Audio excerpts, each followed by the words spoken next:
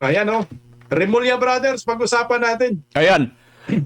Remulla on 2028 plans. Ito. Undecided Ito pa na. umano si Department of the Interior and Local Government DILG Secretary John Vic Remulla sa kanyang plano sa 2028 elections. Pero ayon sa kalihim, hindi siya tatakbo kung hindi siya i-endorso ni President Bongbong Marcos. It's always been open running in the 2028 elections. But whether or not I will, is this the question? Pahayag ni Remulla, ang source po nito ay TV5, mga kapartner. So ayan, may pangarap pala ito. Ano masasabi mo, partner Buds at partner Bisdak?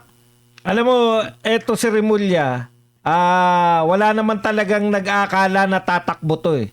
Alam niyo po, talagang ang aga nilang magsiporma.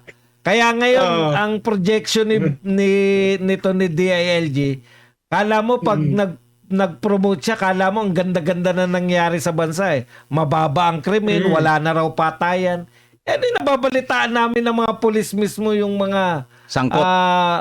yung mga pulis mismo yung yung mga tinatapon. Oo. Di ba yung Correct, lady oo. Pulis, ano? Wala po mag-ina. yung mag-ina. At asawa niya rin pulis, ha? Ano yung mga nababalitaan namin na nawawalang mga parang wala sa hulog yung gusto niya na kagad na mag-claim na napakaganda na nangyari sa bansa na hindi pala kailangan na magpatayan. Alam niyo na yan kung sinong pinariringgan yan. Duterte na naman. Ang maganda lang dito kay John Vic, hindi katulad nitong mga dilawan na nanliligaw rin sa BBM votes. Kasi si Lenny may mga pahayag na rin na no? Pinapanalangin ko na magtagumpay si BBM. Nagpaparamdam. Dahil ang tagumpay Mukhang niya ay Sunny Persa tagumpay. Di ba? Tagumpay ng bayan. Kung papipiliin ako, kayo mga total matatarlo rin lang naman kayo. Hindi naman kayo mananalo di ba? Oo. Kayong mga loyalista. Kaya, Kung ako ang papipili, kung ako loyalista, susuportahan ko na lang si John Vic dahil at least siya sinasabi niya hindi siya tatakbo kung hindi siya i-endorso ni BBM. Samantalang yung mga dilawan, panay pahiwatig lang, gusto lang kayong pakagatin ng mga yan. Huwag kayong magtitiwala dyan. Sa bagay, magtiwala kayo tindi, magsama-sama man kayo lahat, hindi na kayo mananalo sa mga Duterte. Sa totoo lang po. Kung same leadership, pareho pa rin ang ipapakita ninyo, continuation lang kayo ng BBM, wala pong mangyayari sa Pilipinas. Partner Bisdak. parang partner, yung mga style ni John Vic Remulla, feeling ang taas ng kumpiyansa niya, no? Oo. Ang taas ng kumpiyansa niya na kapag i-endorso siya ni PBBM ay mananalo siya. Yun yung point yan eh. Di ba? Correct. Kasi tatakbo siya daw, tatakbo sa pagka-presidente. Pero pag i-endorso ako ni Pangulong Bongbong Marcos, so ibig sabihin yan, sure win siya. Pag i-endorso siya ni BBM.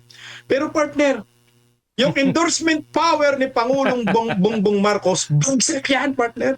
Negative. Diyan ka. Negative. May negative 37%. Diyan ka kukuha ng endorsement. Maniwala siguro ako sa iyo, John Vic Remulla, kung hihingi ka ng endorsement sa mga Duterte, pwede kang manalo. Pero pag presidente ang takbuhin mo, malabo ka manalo. Baka nga dito sa Cavite, sinusuka ka na nga eh. Tapos buong Pilipinas yan, magbubutuhan. Talagang sa kangkungan ka, damputin mo. Tingnan mo yung lumabas kayo na mayroong online survey partner na panood nyo nabantayan nyo yan sa social media. Ilang percent si Vice President Inday Sara? 97%. 0.6. Si John Vic Remulla, ilang percent? 0.2. 0.2. Parang Martin Romualdez lang datingan. Sandali, partner. 0.02. Hindi siya 0.02 talaga. Oo. Si John Vic. Kaya nga, tapos tatakbo siya sa pagka-presidente. Si Our Lady of Insertion, ilan yun? 2.2 lang. 2.2% laban sa 97%. Kahit nagpwersa kayo mga dilawan, kahit si Leni Robredo, tumakbong presidente, tapos ang vice-presidente, sino yun? John Vic, malabong-malabo yan. Kahit gawin nyo pang vice-presidente si Bongbong Marcos, talo pa rin kayo. Bakit? Grabe yung ginawa nila sa bayan. Eh. Correct. Isipin mo, nilubog ang buong Pilipinas sa baha. Correct. Maraming namatay sa baha. Pangungurakot harap-harapan. Tapos ngayon, walang napaparusahan malaking isda. Sino ang inaasahan nating mapaparusahan? Si Martin Romualdez.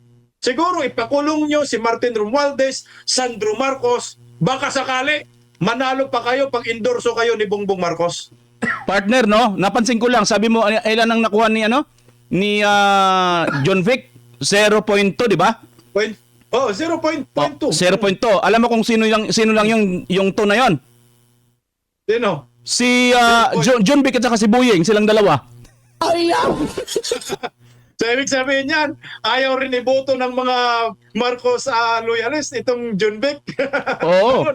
Kaya 0.2 eh. Ay, kay naman, kay Risa naman, di ba 2.2 din? 2.2. Sino rin yan? 2.2. Sino rin yan? Sino? Dalawa sila ng Llamas. Liamas.